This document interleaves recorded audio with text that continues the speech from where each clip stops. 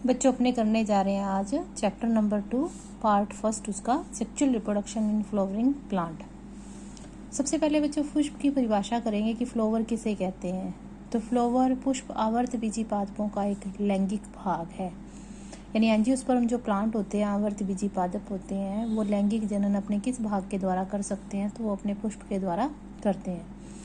अब पुष्प एक रूपांतरित पर्रो है, यानी वास्तव में देखा जाए तो फ्लावर वास्तव में शूट ही है। शूट किसे कहते हैं बच्चों? स्टेम प्लस लीफ को। मान लो कि ये स्टेम है और उस पर ये पत्तियां लगी हुई हैं, तो वास्तव में ये शूट है और शूट ही रूपांतरित होकर फ्लावर बनता है। जैसे बच्चों हर एक नोड पर ये तने के हर एक नोड पर हर एक पर्व संधि पर पत्ती लगी होती है, और इसमें जो इंटरनोड है जब कॉन्ट्रैक्शन हो जाएगा, कंजिस्ट हो जाएगा, एक दूसरे के पास आ जाएगा, तब ये रूपांतरित होकर फूल का रूप धारण करता है। तो इसके लिए उपमा दी गई है कि पुष्प एक रूपांतरित पर्रो है, यानी फ्लावर इज मॉडिफाई शूट, जिसने बीजाणु पर्णों को धारण कर रखा है। पुष्प आवर्तबीजी पादपों की एक जननिक इकाई भी है। एंजियोस्पर्म प्लांट के अंदर फ्लावर है, उसकी एक रिप्रोडक्टिव यूनिट है, यानी आवर्तबीजी पादप लैंगिक जनन करते हैं तो उसके लिए कौन सी संरचना लाइबल है, तो उसमें फ्लावर का होना जरूरी है। तो flower is a modify condense shoot containing sporophyll and act as a reproductive unit of angiosperm, यानी आवर्तबीजी पादपों में एक जननिक इकाई के रूप में काम में लिया जाता है। जैसा कि अपने ये देख रही है एक शूट है। शूट किसे कहते हैं? तो स्टेम प्लस लीफ को अपने शूट कहते हैं। जब ये इसमें कॉन्ट्रैक्शन यानी कंजिस्ट हो जाएगा, एक दूसरे के पास आ जाएंगी पत्तियां, तो इस तरह की जो संरचना धारण करेगी, तो हर एक पत्ती जो अलग अलग अपना रूप धारण कर रही है। सबसे पहले अपने एक फूल की जो ग्रीन पत्तियां देखते हैं, जिसके चक्कर को अपने कैलिक्स कहते हैं, लेकिन उसकी एक इकाई को अपने सेपल कहते हैं।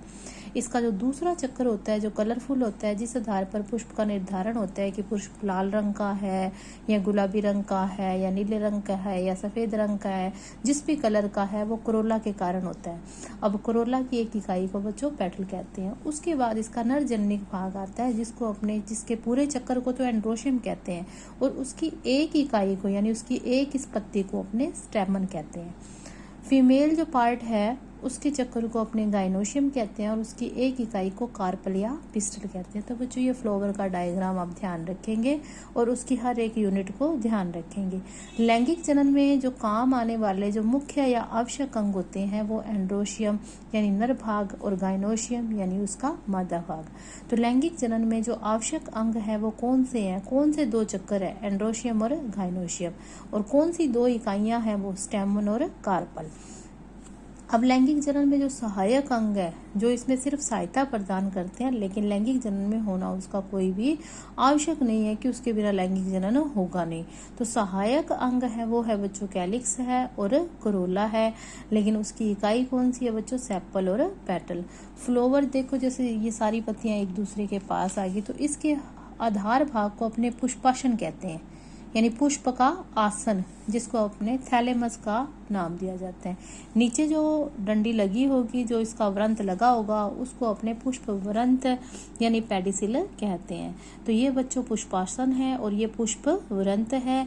उस पर ये एक एक पत्तियां ध्यान रखनी है कौन सी है, तो ये कैलिक्स का चक्कर है, ये कोरोला का है, ये एंड्रोशियम का, ये गाइनोशियम का। एक इकाई बच्चों बाहर से अंदर की ओर सेपल, पेटल, स्टेमन, कार्पल या पिस्टल। इस तरह एक प्रारूपिक पुष्प में निम्न चक्कर होते हैं। कौन कौन से? पहला बाहर से अंदर की ओर क्रम देखते हैं, कैलिक्स, कोरोला, एंड्रोशियम और गाइनोशियम। तो ये सब बच्चों ने ध्यान रखना है कि फ्लावर के कौन से दो आवश्यक अंग हैं और कौन से दो सहायक हैं। आवश्यक में बच्चों आएगा एंड्रोशियम और गाइनोशियम, और सहायक में आएंगे कैलिक्स और कोरोला। उसके बाद फ्लावर के जो आपको भी समझाया ही है कि फ्लावर के आपसे पुष्प चक्कर पूछे जाए, फ्लावर वॉल पूछे जाए, तो असेसरी सहायक चक्कर भी होते हैं और नेसेसरी यानी आवश्यक भी होते हैं। असेसरी मतलब सहायक, नेसेसरी मतलब आवश्यक। तो असेसरी में जो पत्तियां होती है वो स्टेराइल होती हैं, स्टेराइल मतलब वो जननशील नहीं होती है। और जो आवश्यक चक्कर है उसकी पत्तियां फर्टाइल है, फर्टाइल मतलब वो जननशील है, जैसे एंड्रोशियम है, गाइनोशियम है। यही तो नर युग्मक और मादा युग्मक क्या बनेंगे? स्पोर बनेंगे, युग्मक बनेंगे। तो ये पत्तियां लैंगिक जनन के लिए आवश्यक हैं, इसलिए ये फर्टाइल है। तो अब जो स्टीराइल पत्तियां हैं उसमें अपने चक्रों का नाम ले। 2 चक्कर है, कैलिक्स और करोला। कैलिक्स बाह्य पत्ती होती है, इसकी एक इकाई को अपने सेपल कहते हैं। ये हरे रंग की होती है और इसका काम क्या है, दूसरे अंगों को सुरक्षा प्रदान करना, क्योंकि सबसे बाहर की ओर है तो पूरे फ्लावर को इस तरह से कवर करके ये रखेगी। दूसरा चक्कर है बच्चों जो करोला का है, ये दूसरा चक्कर होता है, इसकी एक इकाई को बच्चों पेटल कहते हैं। सामान्यतः यह रंगदार होता है। इन्हीं रंगों को देखकर जो कीट होते हैं वो उसकी ओर आकर फ्लावर की ओर आकर्षित होते हैं और पराग कणों को वहां तक लेकर आते हैं। यानी नर भाग के जो पराग कण है वो मादा की वर्तिकाग्र पर कैसे पहुंचते हैं, तो वो कौन उसको कीट भी लेके आ सकते हैं, उसको हवा भी लेके आ सकती है, वो पानी के द्वारा भी आ सकते हैं। तो कीट फूलों की ओर क्यों आते हैं, क्या देख के आते हैं, उसका मकरंद देख के आते हैं, उसकी रंग देख के आते हैं, उसकी खुशबू देख के आते हैं। इस तरह से कीट उसकी ओर आकर्षित होते हैं। तो सामान्यतः जो करोला है वो कीटों को आकर्षित करता है। जब कीट उसकी ओर आएंगे तो बच्चों परागण होगा, परागकण फीमेल की वर्तिकाग्र के ऊपर छोड़े जाएंगे। तो नेक्स्ट जो अपने नेसेसरी वर्ल्ड आवश्यक चक्कर कर रहे हैं, इसकी पत्तियां फर्टाइल हैं, जिसमें अपने करते हैं एंड्रोशियम और गाइनोशियम। एंड्रोशियम नरजनिक भाग है, ये बाहर से अंदर की ओर तीसरा चक्कर है, क्योंकि बाहर का पहला चक्कर कैलिक्स का है, दूसरा करोला का है, तीसरा एंड्रोशियम का है। इसकी एक इकाई को बच्चों स्टेमन कहते हैं। अब देखा जाए तो एक जो स्टेमन है वास्तव में तो एक पत्ती है और इस पर जो स्पोर बनेंगे, बीजाणु बनेंगे, उनको अपने लघु बीजाणु कहते हैं। इसलिए स्टेमन नाम की इस पत्ती को अपने माइक्रोस्पोरोफिल कहते हैं। यहाँ बच्चों इसको स्टेमन लिख लेंगे, एन रह गया लिखने में, तो स्टेमन को अपने क्या कहते हैं बच्चों, माइक्रोस्पोरोफिल भी कहते हैं। अब माइक्रोस्पोरोफिल, माइक्रो मतलब लघु, स्पोरो मतलब बीजाणु, फिल मतलब पत्ती, यानी लघु बीजाणु पर्ण। और लघु बीजाणु पर्ण पर जो बीजाणु बनेंगे वो कौन से होंगे बच्चों, लघु बीजाणु। तो लघु के लिए वर्ड यूज करते हैं माइक्रो, बीजाणु के लिए स्पोर। तो माइक्रोस्पोरोफिल पर कौन से स्पोर होंगे, तो वहां पर होंगे बच्चों माइक्रोस्पोर।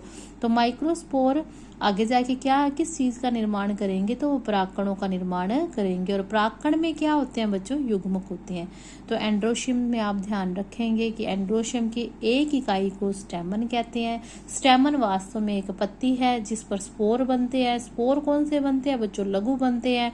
तो इसलिए इस पत्ती को अपने कहते हैं माइक्रोस्पोरोफिल और स्पोर को कहेंगे माइक्रोस्पोर। और माइक्रोस्पोर आगे जाके किसका निर्माण करेगा, तो माइक्रोस्पोर पोलन ग्रेन बनाता है, यानी परागकण बनाता है। परागकणों में क्या होते हैं, नर युग्मक होते हैं। तो परागकण के द्वारा ही नर युग्मक है वो फीमेल तक, मादा तक पहुंचते हैं। अब बच्चों बात आती है मादा जनिक भाग की। तो मादा जनिक भाग का नाम जब भी आएगा तो वहां अपने नाम लेंगे बच्चों गाइनोशियम का। और ये सबसे आंतरिक चक्कर, यानी पुष्प में बाहर से अंदर की ओर सबसे आंतरिक चक्कर कौन सा होता है, गाइनोशियम। और उसकी एक इकाई को अपने कार्पल या पिस्टल कहते हैं। जैसा कि आपको बार बार में कह रहे हैं कि फ्लावर इज मॉडिफाइड शूट, यानी हर एक उसका चक्कर वास्तव में पत्तियां ही हैं। तो कार्पल भी एक पत्ती हुई, लेकिन यहाँ पर बनने वाले स्पोर बड़े हैं, इसलिए अपने इस पत्ती को कहते हैं मेगास्पोरोफिल।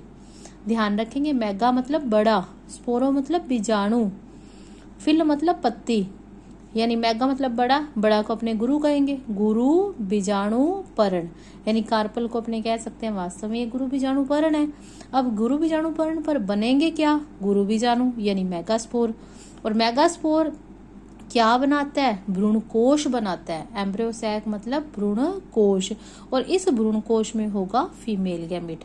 सिमिलर एंड्रोशियम की तरह, जैसे अपने माइक्रोस्पोरोफिल माइक्रोस्पोर पोलन ग्रेन बना रहा है, पोलन ग्रेन में मेल गैमेट है, उसी तरह मेगास्पोरोफिल है, मेगास्पोरोफिल पर मेगास्पोर बनेंगे, मेगास्पोर पर एम्ब्रियोसैक बनेगा, एम्ब्रियोसैक में फीमेल गैमेट। तो इस तरह इन चीजों को आप अपने दिमाग में अच्छे से बिठा लें, कंफ्यूज मत होना। नेक्स्ट एंजियोस्पर्म पादप का जो अपने लाइफ साइकिल देखते हैं कि जितने भी एंजियोस्पर्म प्लांट होते हैं उनका जो मुख्य प्लांट बॉडी, आप उसकी चाहे पत्ती को देख ले, आप उसके तने को देख ले, किसी भी हिस्से को देख ले, वो स्पोरोफाइट है। स्पोरो का मतलब होता है यहाँ बीजाणु द्विविध, यानी वो सारे के सारा पादप जो भाग है वो द्विगुणित है। आप एंजियोस्पर्म के प्लांट के किसी भी हिस्से को लोगे तो वो पादप आपको कैसा दिखाई देगा, वो आपको 2n नंबर का दिखाई ही देगा। तो एंजियोस्पर्म प्लांट है वो किस नंबर के होते हैं बच्चों, वो स्पोरोफाइट होते हैं। अब स्पोरोफाइट जो प्लांट होगा उसका फ्लावर भी किस नंबर का होगा बच्चों, वो भी द्विगुणित होगा। अब जो फूल होगा आपको भी बताया कि flower is a modified shoot, यानी उस पर तना भी है और उसकी पत्तियां भी है। तो अपने आवश्यक पत्तियों की बात करते हैं, कौन सी, एक छोटी पत्ती और एक बड़ी पत्ती, यानी एंड्रोशियम छोटी पत्तियों वाला चक्कर है और गाइनोशियम बड़ी पत्तियों वाला चक्कर है, जिसको अपने कहेंगे माइक्रोस्पोरोफिल और मेगास्पोरोफिल। अब माइक्रोस्पोरोफिल पर यानी लघु बीजाणु पर्ण पर क्या बनेंगे, लघु बीजाणु यानी माइक्रोस्पोर बनेंगे। मेगास्पोरोफिल पर क्या बनेंगे बच्चों, मेगास्पोर बनेंगे। अब माइक्रोस्पोर जो लघु बीजाणु है उससे क्या चीज डेवलप होगी, उससे पोलन ग्रेन डेवलप होगा। मेगास्पोर में क्या चीज, एम्ब्रियो सैक डेवलप होगा। अब पोलन ग्रेन जो है उससे बनने वाले जो युग्मक हैं वो नर युग्मक होंगे। एम्ब्रियो सैक में बनने वाले जो युग्मक हैं वो कैसे होंगे बच्चों, फीमेल गैमीट होंगे। अब निषेचन की बात की जाती है कि निषेचन किसे कहते हैं, क्योंकि लैंगिक जनन की बात कर रहे हैं तो आवर्तबीजी पादपों में फ्लावर लैंगिक जनन का एक भाग है। और लैंगिक जनन आपको पहले चैप्टर में समझा चुकी हूँ कि जब दो पेरेंट्स हैं या दो पार्ट्स हैं उस पर युग्मक बनते हैं, युग्मकों का आपस में मिलना निषेचन कहलाता है, फर्टिलाइजेशन कहलाता है। और ऐसे जनन को अपने लैंगिक जनन भी कहते हैं। तो बच्चों यहाँ पर नर युग्मक बने, मादा युग्मक बने, युग्मक किस नंबर के होंगे, n नंबर के होंगे। यहाँ एक चीज ध्यान रखने वाली है कि जो माइक्रोस्पोरोफिल है उस पर जो माइक्रोस्पोर बने हैं ना, यहाँ सूत्री विभाजन हो गया। तो ये माइक्रोस्पोर हुए, पोलन ग्रेन हुए बच्चों, ये किस नंबर की है, ये अगुणित है, ये भी अगुणित है। यहाँ पे आप n लगाओगे इसके पीछे, यहाँ भी n लगाओगे, मैंने यहाँ लगाया नहीं है, जैसे यहाँ पे 2n लगाया है तो माइक्रोस्पोर और मेगास्पोर के पीछे यहाँ लगाएंगे बच्चों n। दोनों युग्मकों का आपस में मिलना और उससे क्या बनेगा, जाइगोट। और जाइगोट है समसूत्री विभाजन करके आगे एम्ब्रियो का निर्माण करेगा और एम्ब्रियो आगे जर्मिनेट होकर स्पोरोफाइट यानी मुख्य पादप का निर्माण करता है। इस तरह से एंजियोस्पर्म प्लांट का लाइफ साइकिल चलता है। अब सेक्सुअल रिप्रोडक्शन के जो इवेंट हैं, जैसा कि पहले चैप्टर में आपको बताया था, निषेचन पूर्व घटनाएं भी होती है, निषेचन भी होता है और निषेचन पश्च घटनाएं भी होती है। तो अपने डिटेल में पढ़ेंगे। निषेचन पूर्व घटनाओं में स्टेमन पढ़ेंगे, पोलन ग्रेन पढ़ेंगे, मेल गैमीट पढ़ेंगे, पिस्टल पढ़ेंगे, एम्ब्रियो सैक पढ़ेंगे, फीमेल गैमीट पढ़ेंगे, फिर पोलिनेशन यानी परागण की क्रिया पढ़ेंगे। परागण कितने प्रकार का होता है, परागण के एजेंट यानी परागण किसके द्वारा होता है, आउट ब्रीडिंग डिवाइस कौन सी है, पोलन पिस्टल इंटरेक्शन क्या है। जब निषेचन होगा यानी नर युग्म मादा युग्मक आपस में मिलेंगे तो उसको मिलने को अपने क्या कहते हैं, सिनगैमी कहते हैं। सिनगैमी से जाइगोट का निर्माण हो जाएगा, भ्रूण का निर्माण हो जाएगा। लेकिन भ्रूण के लिए भ्रूणपोष किस निषेचन से बनेगा, उस निषेचन को अपने त्रिक संलयन कहेंगे। और इन निषेचन को एंजियोस्पर्म पादप में जो निषेचन होगा उस निषेचन को अपने दोहरा निषेचन कहते हैं, क्योंकि दो नर युग्मक बनते हैं। यहाँ बच्चों ध्यान रखने की बात है कि एंजियोस्पर्म पादपों में दो नर युग्मक बनते हैं, एक एग सेल से फर्टाइल होता है, दूसरा पोलर न्यूक्लियाई से फ्यूज होता है। जो एग सेल से फ्यूज होगा उससे तो एम्ब्रियो बनेगा और जो ध्रुवीय केंद्रकों से संयोजित होगा उससे अपने ट्रिपल फ्यूजन कहेंगे और उससे भ्रूण कोपोष का निर्माण होगा, एंडोस्पर्म का निर्माण होगा। ये सारी डिटेल आ जाएगी बच्चों। यहाँ सिर्फ आप इतना ध्यान रख लो कि दोहरा निषेचन, उसमें दो प्रक्रियाएं होगी, एक सिनगैमी होगी और दूसरा ट्रिपल फर्टिलाइजेशन। निषेचन पश्च घटनाएं जिसमें निषेचन होने के बाद किस चीज का निर्माण होता है, तो भ्रूणपोष का। फिर ये सिनगैमी से जो जाइगोट बना है उससे एम्ब्रियो की डेवलपमेंट होगी, फिर सीड बनेंगे, फ्रूट बनेंगे। इसके अलावा अपने पढ़ेंगे बच्चों एपोमिक्सिंग एंड पोलीएम्ब्रियोनी। इस तरह ये चैप्टर नंबर 2 का पार्ट 1 कंप्लीट होता है, जो आप अपनी नोटबुक में नोट करें। फिर नेक्स्ट बच्चों पार्ट 2।